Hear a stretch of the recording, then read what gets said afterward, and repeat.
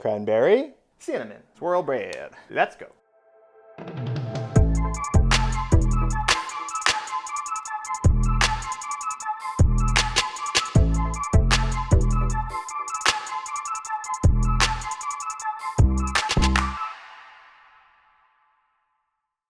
We're going to start off by warming up our milk in the microwave until it gets up to about 110 degrees.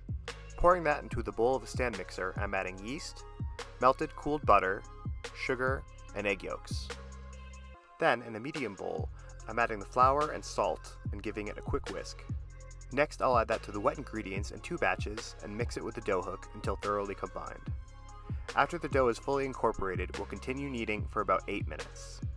This can also be done by hand, but you should adjust the kneading time to about 15 minutes. Now I'm going to do what's called the window pane test, where you stretch out a small piece of dough. If the dough gets thin enough to see light through it and the dough does not break, like you see here, it's ready for the proofing phase. Turn the dough out onto a lightly oiled work surface and gather it into a ball before transferring it into an oiled bowl and cover until doubled in size, about 90 minutes. While the dough is proofing, we're going to mix the filling.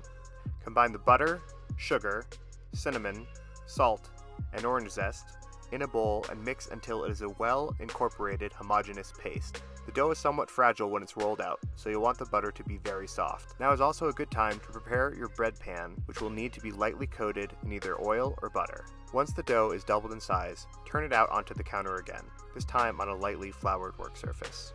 This recipe makes 2 loaves. If you want to make both now, that'll work just fine.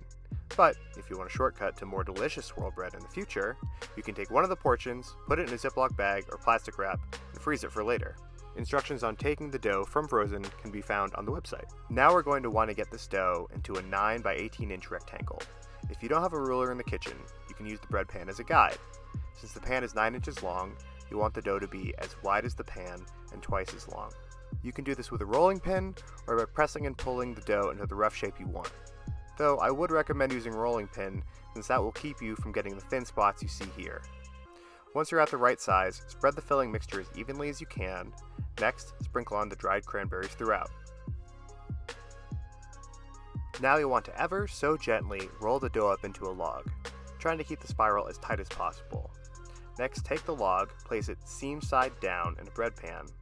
There it will proof again for about 60 minutes before going into a 350 degree oven for about 40 minutes until the crust is deep golden brown.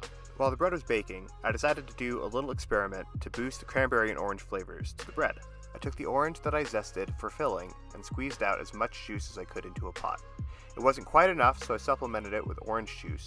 Then I added cranberries that I finely chopped in a mini food processor and brought the mixture to a boil.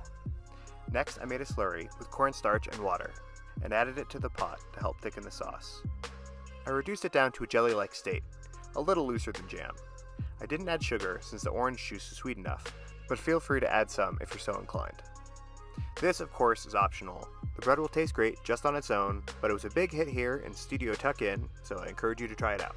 Immediately once it's out of the oven, brush the loaf lovingly with 1 to 2 tablespoons of butter. This will create a beautiful sheen on top of your bread.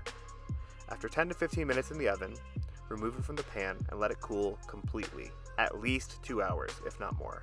If you cut the bread while it's still hot, steam inside the loaf will escape and you'll be left with dry cranberry bread.